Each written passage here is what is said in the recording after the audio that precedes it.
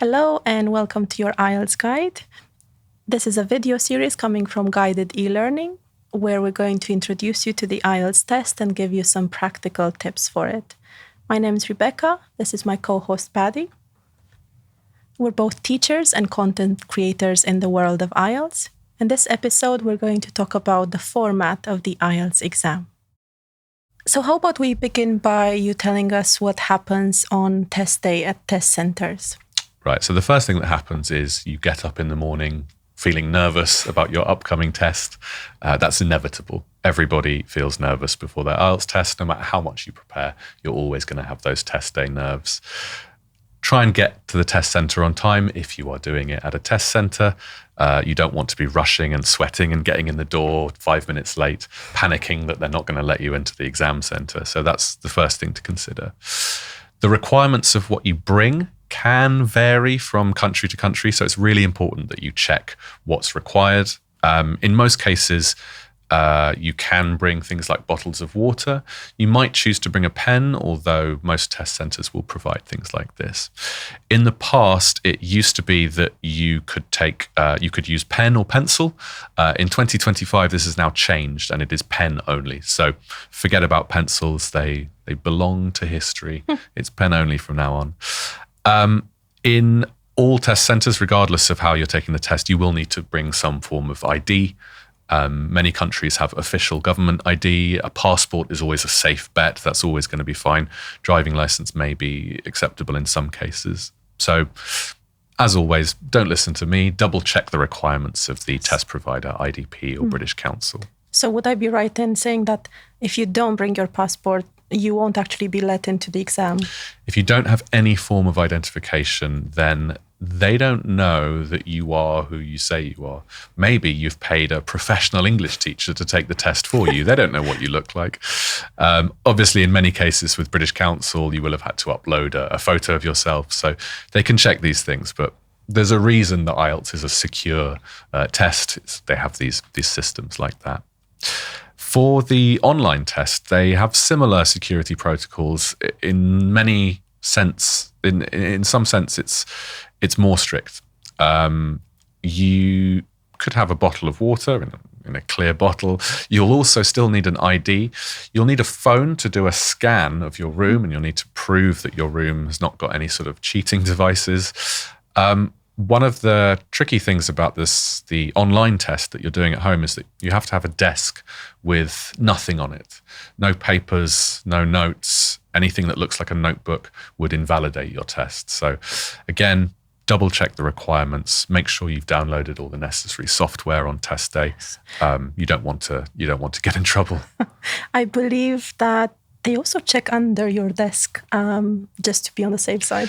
Yeah, exactly. And make sure you've got a good internet connection. Wi-Fi can be unreliable. In some cases, you might want to go back to the 1990s and use a LAN cable. Many students have to do this.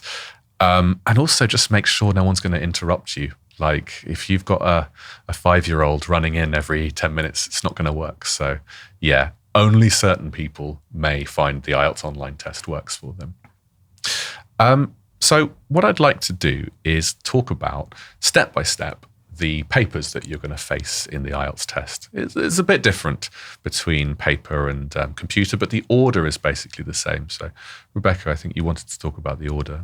Yes, I'll start with the paper exam. The order will be listening, reading, writing. Now, speaking will obviously be face-to-face with an examiner. It can be on the same day as other test components, but interestingly, it can also be 7 days before or after. This is something you can expect. For computer-delivered IELTS, you have the same order, listening, reading, writing. Obviously, there are no paper answer sheets. Speaking is still face-to-face via video call at a separate time slot. And in terms of the online exam, same order, listening, reading, writing on the computer, no paper answer sheets, and speaking is via video call on a separate time slot. Do you think there's any difference in the experience of doing it through video call compared to in person? Absolutely. I think some students might feel more comfortable because they have the comfort of their home or office. So that might make them feel safer, more relaxed, I suppose. Others will experience this differently. It's definitely something to consider when you choose the version of the test you want to take. I think there's definitely a generation who's grown up with video calls who are almost more comfortable doing it with that distance of a video between them and the examiner. And then there's perhaps the older generation, such as myself. We feel more comfortable when we're in a room with someone and we can read the body language. But either way, the examiner is a blank slate who is there to ask you questions. So in theory, it shouldn't make much difference. Yeah. Yeah, it's quite interesting to consider like the difference between answering someone on WhatsApp, which is what we all do and we want that, but some people just hate the idea of answering a phone call anymore. Yeah, definitely. Now, I'll also talk about what happens in the listening test. You can expect 4 sections, 40 questions in total. In terms of timing, you have approximately 40 minutes in the paper-based exam because you get 10 minutes at the end to check your answers. There's a difference with the computer-delivered IELTS version of the test because you have the same recordings, so adding up to the same number of minutes, but at the end you get 2 minutes to check your answers. So that's 10 minutes for the paper-based test because you're transferring them, but 2 minutes for the computer-based test. Exactly. What should students do during that time? Well, go back, check if you're missing an answer. That's crucial. Check your spelling, because if you have the correct answer, but it's not perfectly spelled, you're missing a mark. And just do a very quick check of everything. That would be my advice. I think on the computer-based test, along the bar at the bottom, you can view which questions have been answered, which questions have not been answered. So perfect opportunity to catch any missed questions, because that's a disaster. You don't want to leave anything blank. Exactly. And we talked about this. Just guess. If you don't know, there's no time to remember the information. Have something there. In terms of question types, a few examples. You can have multiple choice, short answer, sentence completion, classification, matching. And also, it's important to know what to expect in each section. So I'll take them one by one. In the first one, there will be a conversation between 2 people in a social setting. For example, 2 people talking about enrolling in a club. And there will be a short break in between the 2 parts of the section. The same happens in sections 2 and 3. You'll have that short break. Now, section 2 is a monologue of a social nature. For example, it could be a talk about a place. Section 3 is a conversation involving up to 4 people, which can be tricky to deal with. And the topic is connected to education and training. So it could be a context like students discussing an assignment with their tutor. Part 4, the last one, will be a talk or a lecture of an educational nature. It's important to be aware that you don't need specialist knowledge for this to understand it. It might seem like it, but this is not the reality. And there's no break in the middle, only a pause of a few seconds. Now, a crucial difference between the IELTS exam and other types of exams, such as Cambridge, would be that you only listen once to each section. So if you lose focus, that's it. That's a catastrophe, meaning you have to be hyper-focused on each section and anything that you need to get your answers right. Yeah, it's also worth preparing for the different types of question you might get in each section. So we mentioned that there's multiple choice, there's matching features, there's sentence completion. You do get certain types in certain sections and certain types in other sections. So in part 4, it's always going to be note completion. You're always going to have to complete it with words from the listening. So doing things like listening to TED Talks and noting down keywords, that's part 4 practice. Whereas doing things like listening to conversations in soap operas might be closer to something you get in part 1 and noting down discrete information. Part 2 is about sort of general details, and part 3 is often about recognizing the position of the speaker. So you'll often get a discussion between people, and it'll be maybe multiple choice questions about who thinks what, or maybe matching one of the speakers to an opinion. So there's different skills being tested. Is it listening for specific information, or is it listening for the opinions of the speaker? All of that stuff is being tested. Absolutely. Now, let's move on to the academic reading test. You can expect 3 texts that go from simple to complex. Each will have an associated set of tasks, adding up to 40 questions. You have only 1 hour to complete this with no extra time. So the total length of the texts will be between 2,150 and 2,750 words, which roughly means between 700 and 900 words per passage. Now, you don't need to be a specialist to understand the texts. And if the texts do contain some technical vocabulary, this will be explained in a small glossary. In terms of question types, again, you'll have matching, completing something, but this will be discussed in greater detail in a later episode. So that's the academic reading test. What about the general training reading test? Yeah, so general training is different to academic. The question types are pretty much the same, although there are certain question types which are more common in general training or more common in academic. An example would be diagram labeling. It's more common in academic. So the main difference for general training is the texts.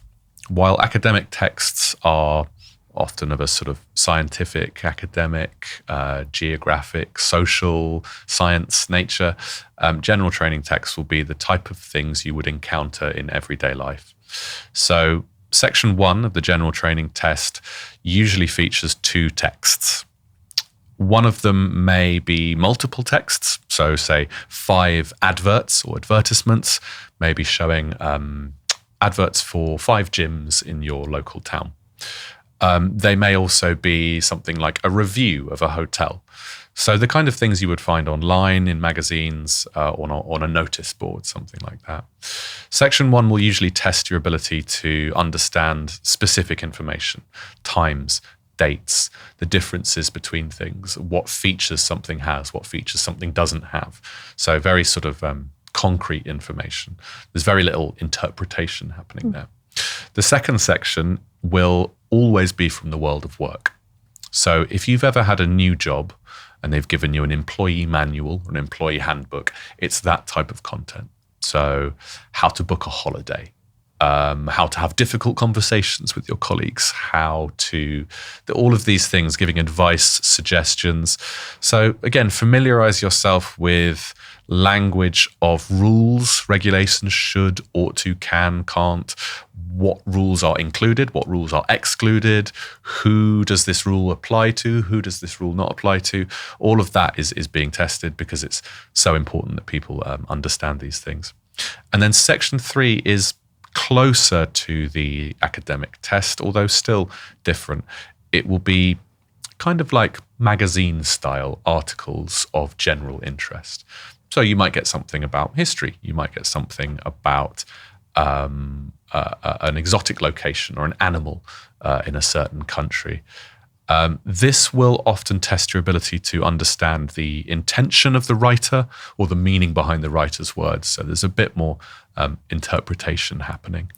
But the similarity with the academic test is that you should spend 20 minutes on each section, even though it is definitely true that section 1 is easier than section 3. Without a doubt, that doesn't matter because it's 13, maybe 14 questions in all 3 sections. So you care about points, right? That's the most important thing. So you should spend 20 minutes on those 13 questions, regardless of which section they're in. Absolutely. That's the wise thing to do. And in terms of level of interest, I find section 2 in the general training test to be quite exciting because sometimes you find out things you don't know about company policies or the law that protects employees in a certain regard. So you never know what, you can learn simply by reading an IELTS text, whether it comes from the academic test or the general training one. Definitely. I think section 2 is probably the most accurate reflection of the kind of text you're going to face in life if you're living in Australia, Canada, the UK, New Zealand, or whatever.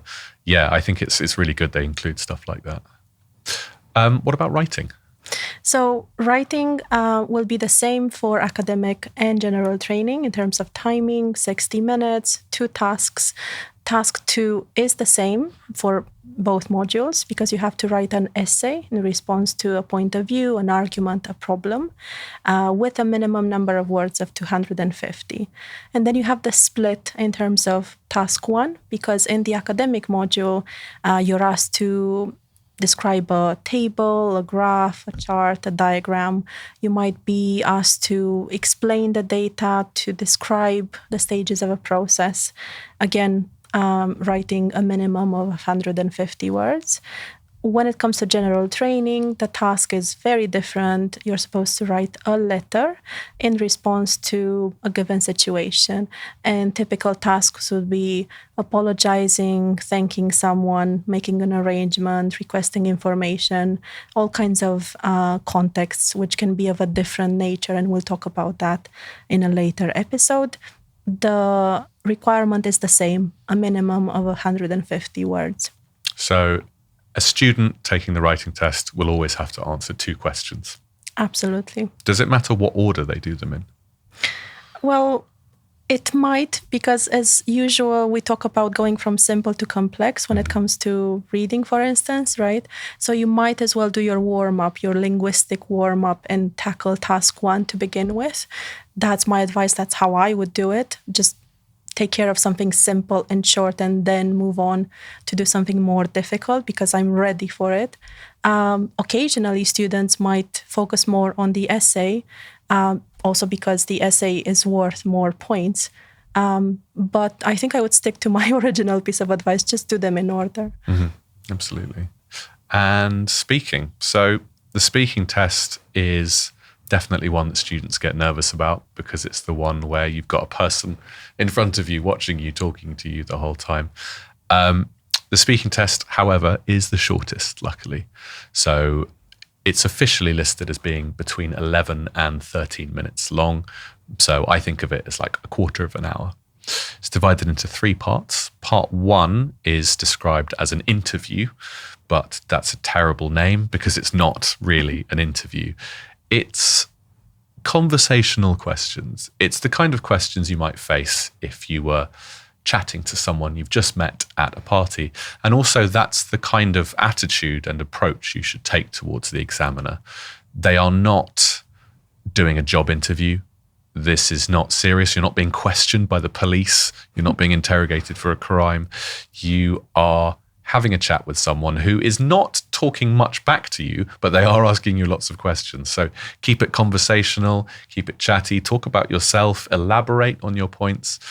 In part 1, you're going to get questions about yourself. You should talk about yourself. The first set of questions are basically always going to be either talk about your hometown, or it's going to be describe your job or your studies. So you should definitely practice both of those things. If you're a student, talk about your course. Why did you study it?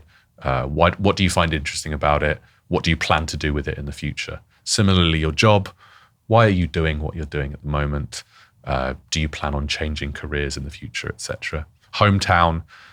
How would you describe your hometown? What interesting vocabulary can you use? If you can impress the examiner at the beginning, of course they are trained not to fall for just first impressions, but all humans are capable of judging people by first impressions. So it's nice to get it right at the beginning.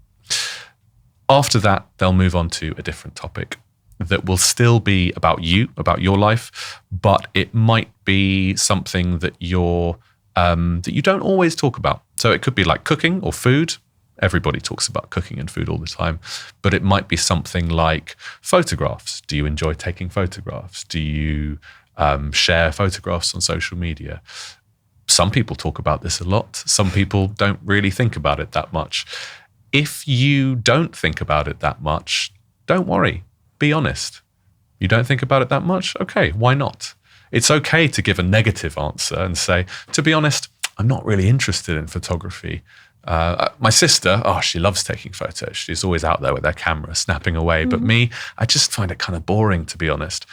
That's a good IELTS answer. Even though it's negative, you're still expressing yourself. You're responding to the question naturally. Yes, in general, it's good to have strong feelings, right? Whether they're negative or positive, then you can get into it, give details. Well, I actually hate social media, posting pictures for everyone to see my life. I resent that, but that's a good feeling to express. I love it when students have strong negative opinions. It's way more interesting than it was delicious, it was nice. It's like, okay, cool, but challenge me. The second part of the speaking test is you could call it a monologue or a talk. What happens is the examiner will give you a cue card. A cue card is a piece of paper with a topic on it. For example, describe a person who you admire. How did you meet them? What do you admire about them? What do they do? And do you think they have inspired other people? So it'll be a list of questions about a topic that everyone is familiar with. I mean, it won't be anything too crazy. You're not going to be asked to give analysis of Japanese archaeology from the 16th century, nothing like that. Restaurants, gifts, travel experiences, something like that. After you are given the cue card, you will have 1 minute of silence where you can prepare, you can make notes. If you're doing it on the online test, you will see the cue card on a computer screen and you can make notes typing. You can't make notes on your desk, unfortunately. After that 1 minute is up, the examiner will say, okay, go ahead. And you are told to speak for 1 to 2 minutes. However, if you speak for only 1 minute, 60 seconds, you're not going to get a high score. You need to make use of that full 2 minutes because this is your opportunity to uninterrupted explore and develop a topic that you have a connection to, that you're interested in. So make use of that full 2 minutes. At the end of the 2 minutes, the examiner will interrupt you. They will probably interrupt you in part 1 too. They will probably interrupt you in part 3 too. Don't worry about being interrupted. It's perfectly normal.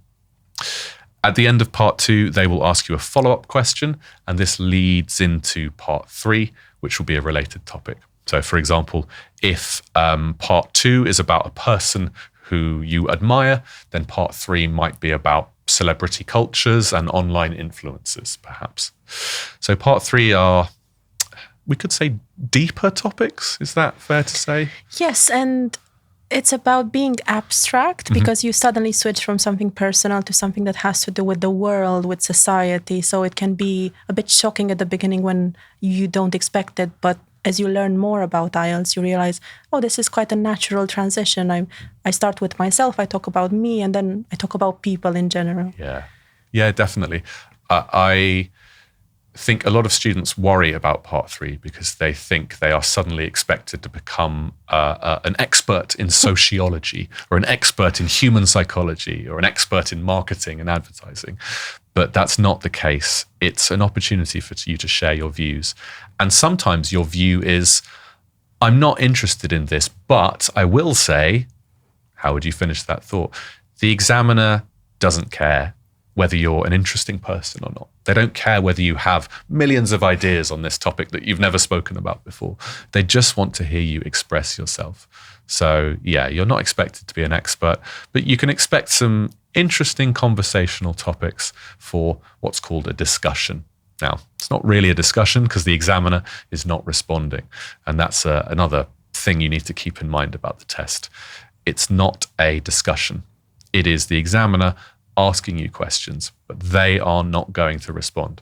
Their job is to ask you questions, assess your speaking level, and they might interrupt you, move you on to the next question. In many cases, they will not give any sort of appearance on their face, whether it's going well or badly. They are trained not to give feedback, so they're not going to indicate to you whether it's going well or badly. So if you leave a test feeling like the examiner was not impressed by you, don't worry, it's not necessarily the case. I think a lot of students think because the examiner is giving nothing away that they're being cold or difficult, but it's not the case. Exactly. I think they're trained to have this poker face and they're simply a facilitator of what's happening. They're not supposed to contribute anything apart from questions. Yeah, absolutely. I think the final thing to talk about is how you are assessed. Absolutely. I'll take each skill in turn, starting with listening. In listening, you need to show that you understand, first of all, a main idea, then main points. You can recognize an opinion. You can understand the attitude of a speaker, the purpose of a speaker. You can follow the development of an argument. And in terms of what happens for each correct answer, well, if it's also spelled correctly, you get 1 mark out of 40. And this will be turned into a band according to a scale that we use. And your score will be given as a whole band or a half band. So that means band 6 or band 6.5. To illustrate, 16 or 17 correct marks would probably translate into band 5 in listening. 35, 36 correct answers would probably be band 8 in listening. Now, moving on to reading, again, a range of skills are assessed here. Reading for the general idea of a text, for the main points of a text, for certain detail. You need to show you understand implied meaning as well, maybe something that is not explicit. You can recognize a writer's opinion, even if it's not your opinion as well. You can make that difference. You can understand the purpose of a writer or a text. So scores will be calculated in the same way as listening, meaning that they are converted according to our scale. But there are differences in terms of modules as well.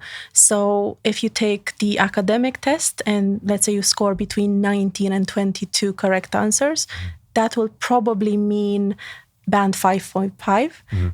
In general training, the same score between 19 and 22 correct answers will possibly mean just 4.5, something to keep in mind. Yeah, I guess this is why people think, oh, general training is easier than academics. Like, well, in some senses, yes, but you have to consider that the grade boundaries are adjusted accordingly to compensate for that. Yeah.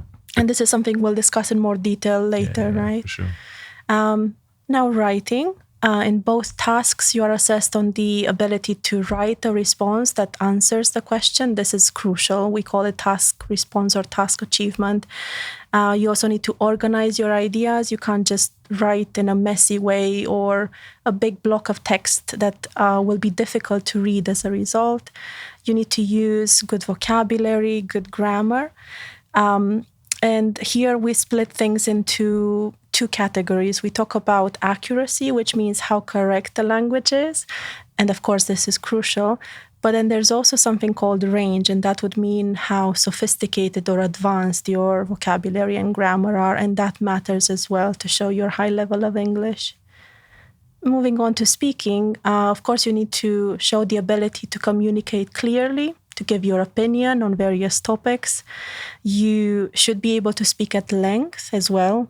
You described part 2, for instance. If you don't speak for up to 2 minutes there, it will just be insufficient.